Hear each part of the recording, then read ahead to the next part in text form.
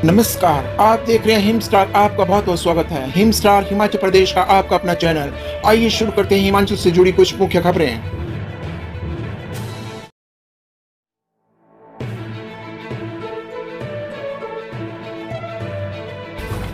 हिमाचल सूचना आयोग ईडब्ल्यूएस प्रमाण पत्र देने के लिए पिता भी परिवार का सदस्य। ईडब्ल्यूएस प्रमाण पत्र देने के लिए पिता भी परिवार का सदस्य है। परिवार रजिस्टर में अगर पिता और बेटे के नाम दर्ज हो तो इससे सरकारी दिशा निर्देश रद्द नहीं हो जाते। यह आदेश राज्य सूचना आयोग ने जारी किए हैं। आयोग ने प्रथम अपीलीय अथॉरिटी एसटीएम के स्पष्टीकरण पर मुहर लगाते हुए इन्हें जारी किया है। राज्य सूचना आयोग का धीमान के समक्ष की गई एक शिकायत के मामले में यह आदेश जारी हुए हैं। इस आदेश के अनुसार आर्थिक रूप से कमजोर वर्ग यानी ईडब्ल्यूएस प्रमाण पत्र को जारी करने के दिशा निर्देशों में परिवार की संज्ञा पूरी तरह से स्पष्ट है। इसके अनुसार पिता परिवार का सदस्य है। इस तरह की प्रस्तुति की पंचायत के रजिस्टर के अनुसार पिता और पुत्र अलग अलग पारिवारिक रिकॉर्ड में दर्ज किए गए हैं। यह राज्य सरकार की ओर से जारी किए गए दिशा निर्देशों को रद्द नहीं करती है। प्रथम अपीलीय अथॉरिटी के रूप में एसडीएम शिमला ग्रामीण ने इस संबंध में पहले स्थिति स्पष्ट की हुई है। आयोग ने एसडीएम की ओर से प्रस्तुत किए गए स्पष्टीकरण को भी स्पष्ट किया, जिससे अपीलकर्ता को संबंधित सूचना मिलने के बाद अच्छी तरह से संतुष्टि हुई है। आयोग के समक्ष शिकायत सुन्नी निवासी दुष्यंत अत्री ने की है। उन्होंने 7 सितंबर 2021 को आरटीआई एक्ट के तहत एक आवेदन किया था। इसमें उन्होंने सूचना जारी नहीं किए जाने की बात की थी। इसमें जारी की गई सूचना को अधूरा और देरी से जारी की गई बताई गई थी। दुष्यंत अत्री ने सूचना मांगी थी कि उन्हें एक वयस्क बेटे की जमीन से होने वाली आय के बारे में जानकारी दी जाए जो अपने पिता के सदस्यता रिकॉर्ड से अलग रह रहे हों।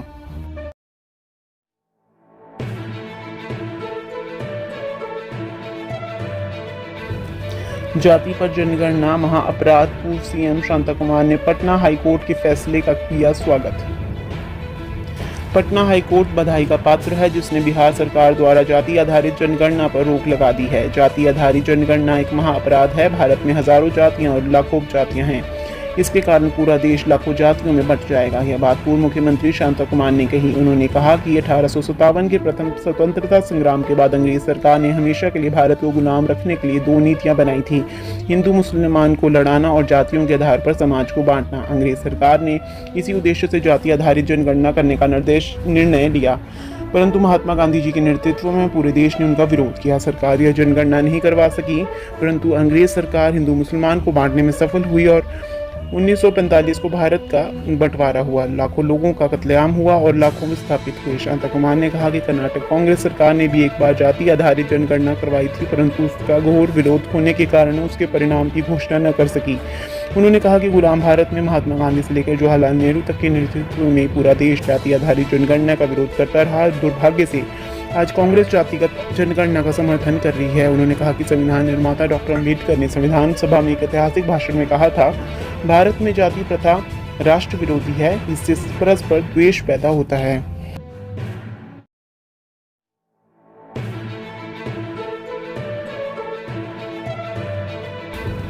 बरसात के बाद उद्योगपतियों को बटेंगे प्लॉट।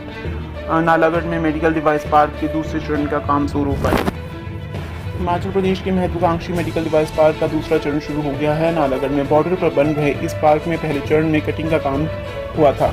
अब लेवलिंग और फिलिंग का काम दूसरे चरण में होगा और बरसात के बाद राज्य सरकार उद्योगपतियों को प्लॉट आवंटन भी शुरू कर देगी। हिमाचल को केंद्र सरकार से 2 महत्वपूर्ण पार्क मिले हैं।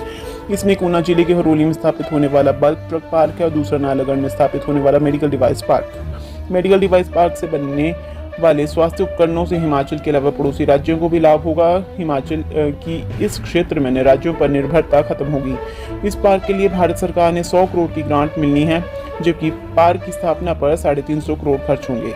राज्य सरकार ने इसके लिए नालागढ़ में 265 एकड़ भूमि चयनित कर ट्रांसफर की थी। Himachal Pradesh state industrial development corporation limited इसके लिए इम्प्लीमेंटिंग एजेंसी घोषित हुई है। उद्योग मंत्री हर्षवर्धन सिंह चौहान ने बताया कि मेडिकल डिवाइस पार्क के काम को गति दी गई है। अब इसका दूसरा चरण भी शुरू हो गया है। इस पार्क में सरकार ने 5000 करोड़ निवेश का लक्ष्य रखा है, जिससे 10,000 लोगों को रोजगार भी मिलेगा। हाल ही में हुई हाई पावर कमेटी की बैठक में दूसरे चरण के टेंडर को खोलने की परमिशन दे दी गई है।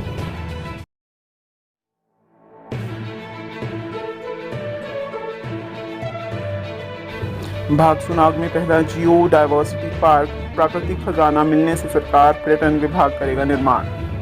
प्रेरणा नगरी मैक्लोडगंज के भागसुनाग में भारत का पहला जियो डायवर्सिटी पार्क बनाया जाएगा। हाल ही में सरकार और पर्यटन विभाग मैक्लोडगंज के समीप भागसुनाग में जियो डायवर्सिटी पार्क बनाने जा रही है। बता दें, भागसुनाग में 250 से 300 मिलियन वर्ष पुरानी चट्टानें पाई गई हैं। इन चट्टानों की पहचान जियोलॉजिकल सर्वे ऑफ इंडिया के पूर्व निदेशक LN अग्रवाल ने की। उन्होंने बताया था कि इन चट्टानों की उत्पत्ति हिमालय के साथ हुई है और यहाँ भागसुनाग में भारत का पहला जियो डायवर्सिटी पार्क बन सकता है। जियोलॉजिकल सर्वे ऑफ इंडिया के पूर्व निदेशक LN अग्रवाल ने बताया कि इन फोल्ड होने वाली चट्टानों का रिसर्च स्कॉलर व छात्र के साथ साथ अन्य लोग भी अध्ययन कर सकते हैं। इतना ही नहीं, इस विषय में अध्ययन करने व रिसर्च करने वालों के लिए एक बड़ा प्राकृतिक खजाना है, जिससे कई अहम विषयों के रिसर्च सामने आ सकेंगे।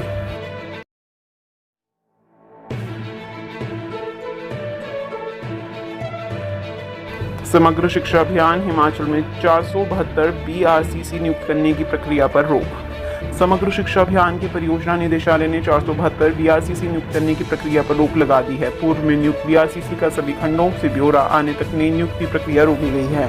हिमाचल प्रदेश प्रारंभिक शिक्षा विभाग के तहत विभिन्न शिक्षा खंडों में सालों से सेवाएं दे रहे खंड शिक्षा स्रोत समन्वयक को हटाने का 26 अप्रैल को सरकार ने फैसला लिया था। प्रदेश के सभी शिक्षा खंडों में BRCC की नई नियुक्तियां करने के निर्देश दिए हैं। इस पर प्रारंभिक शिक्षा विभाग ने सभी जिलों के प्रारंभिक शिक्षा उपनिदेशकों को BRCC की भर्ती प्रक्रिया शुरू करने के निर्देश दिए थे।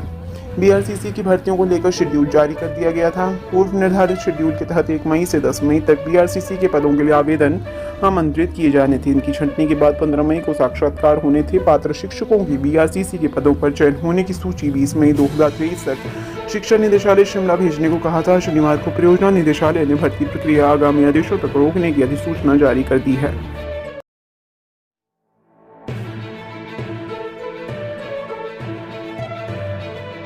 मंडी के बाद अब शिमला में ड्रोन से जांच के लिए सैंपल उठाएगा स्वास्थ्य विभाग। हिमाचल प्रदेश के मंडी जिले में स्वास्थ्य क्षेत्र में ड्रोन की सेवाएं बेहतर तरीके से लागू करने के बाद अब शिमला में इस योजना को शुरू किया जाएगा। स्वास्थ्य विभाग ने इलेक्ट्रॉनिक्स कॉर्पोरेशन के माध्यम से सूचीबद्ध की गई निजी कंपनियों से इस संदर्भ में सेवाएं लेने की तैयारी शुरू कर दी है। जल्द ही जिला शिमला में भी ड्रोन के माध्यम से स्वास्थ्य जांच के लिए सैंपल उठाए जाएंगे। इसके लिए क्वाड्स, हेक्सा, ओक्टा और वीटॉल कॉटर ड्रोन का इस्तेमाल किया जाएगा। प्रदेश सरकार ने स्वास्थ्य सेवाओं के लिए पूरे प्रदेश में ड्रोन की सेवाएं लेने का फैसला लिया है।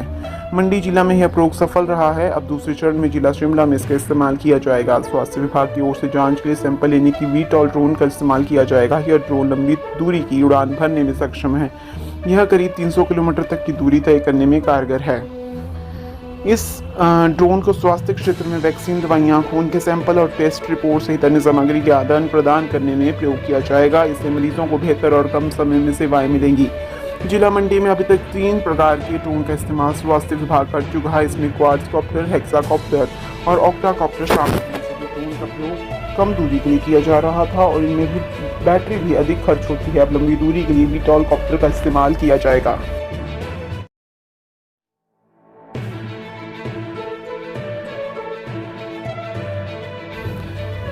जंगल में ज्वलनशील पदार्थ के साथ पकड़े गए तो 10,000 जुर्माना। वन विभाग ने लिया फैसला। गर्मी के मौसम में वन संपदा को आग से बचाने के लिए अब जंगलों में ज्वलनशील पदार्थों पर भी वन मंडल जोगिंद्रनगर ने प्रतिबंध लगा दिया है। सरकारी आदेशों की अवहेलना पर 10,000 रुपये का जुर्माना भरना होगा। 5 जून तक अलर्ट जारी रहेगा। गर्मी में जंगलों में आग की आशंका को देखते हुए यह आदेश वन परिक्षेत्र धर्मपुर, कमला, लडभड़ोल, उरला, जोगिंद्रनगर और टिक्कन के लिए जारी कर दिए हैं।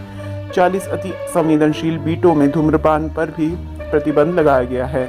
जंगलों को आज के हवाले करने वालों पर आपराधिक मामले दर्ज करने की भी हिदायत वन परिक्षेत्र अधिकारी को दी गई है। जंगल में आग लगाना गैर जमानती श्रेणी में शामिल है। ऐसे में किसी ने भी बहुमूल्य संपदा को आग लगाने का प्रयास किया तो उनके खिलाफ वन अधिनियम के तहत मामला दर्ज किया जाएगा। जंगलों में आग लगाने पर 2 साल की सजा हो सकती है। वन मंडल अधिकारी राकेश कटोच ने बताया कि वन मंडल के सभी अधिकारियों से वर्चुअल बैठक कर 2 टूक कहा है कि अगर बीट में कोई भी ज्वलनशील पदार्थ के साथ आवाजाही करता है तो उसके खिलाफ तत्काल प्रभाव से कार्रवाई की जाएगी।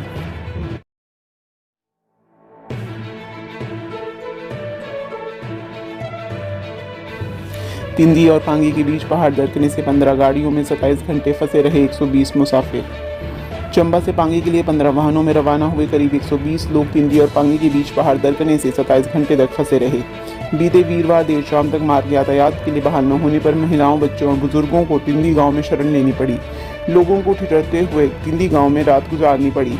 सूचना मिलने के बाद मशीनरी लेकर मौके पर पहुंची बीआरओ की टीम ने कड़ी मशक्कत के बाद शुक्रवार दोपहर 2 बजे तक मार्ग को बहाल किया। इसके बाद ही लोग पांगी के लिए रवाना हो पाए। बीते वीरवार को तिंदी और पांगी के बीच में अचानक पहाड़ दरकने से मार्ग पर बड़ी बड़ी चट्टानें आ गिरी। मार्ग पर वाहनों की आवाजाही पर ब्रेक लगने से पांगी की ओर से चंबा आने वाली छोटी गाड़ियां तो वापस पांगी के लिए रवाना हो गई, लेकिन चंबा से पांगी के लिए निकली 15 गाड़ियों में सवार 120 लोग बीच राह फंस गए। देर रात तक मार्ग यातायात के लिए न खुलने पर गाड़ियों में फंसे लोगों ने तिंदी गांव में शरण ली।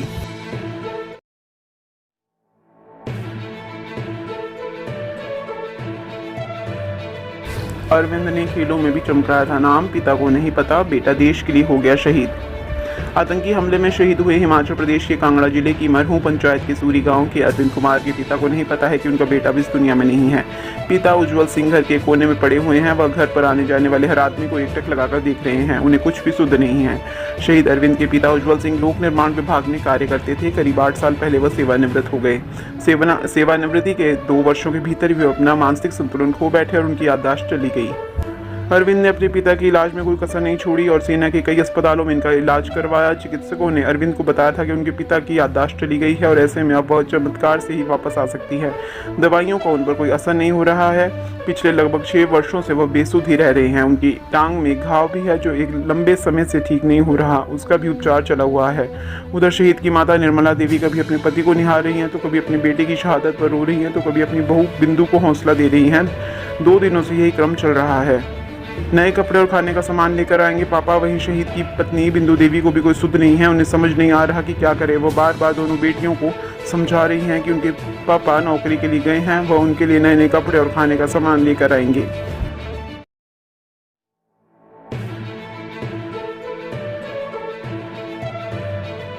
आईपीएल मैचों के लिए सोमवार से फिर बिकेंगे ऑनलाइन टिकट, काउंटर पर भी खरीद पाएंगे।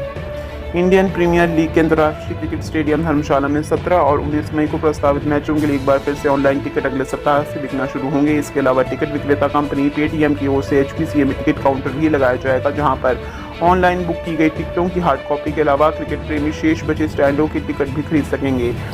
टिकट विक्रेता कंपनी सोमवार मंगलवार से धर्मशाला में अपना काउंटर खोलेगी। इस दौरान जहां ऑनलाइन बुक की गई टिकटों की हार्ड कॉपी हासिल की जा सकेगी, वहीं स्टेडियम के विभिन्न स्टैंडों में शेष बची टिकटों को भी खरीद सकेंगे। इसके अलावा पेटीएम की ओर से इसी बीच ऑनलाइन माध्यम से भी टिकटों की बिक्री के लिए पोर्टल को खोला जाएगा, जबकि मौजूदा समय में पोर्टल पर ऑनलाइन माध्यम से टिकटों की बिक्री नहीं हो रही है। वहीं दूसरी ओर पेटीएम की ओर से स्टेडियम को सजाने का कार्य भी 11 मई से शुरू हो जाएगा। इस दौरान क्रिकेट मैदान के चारों ओर विज्ञापनों की LED लगाई जाएगी। साथ ही कंपनी से संबंधित अन्य कार्य भी शुरू किया जाएगा। गौर है कि मौजूदा समय में धर्मशाला में होने वाले IPL मैचों की ऑनलाइन माध्यम से टिकट की बुकिंग नहीं हो पा रही है, जिसके चलते कई क्रिकेट प्रेमी मायूस हैं। वहीं अगले सप्ताह काउंटर और बुकिंग पोर्टल खुलने से क्रिकेट प्रेमी भी राहत की सांस लेंगे। हिमाचल की हर खबर पाने के लिए हिम स्टार से जुड़ें।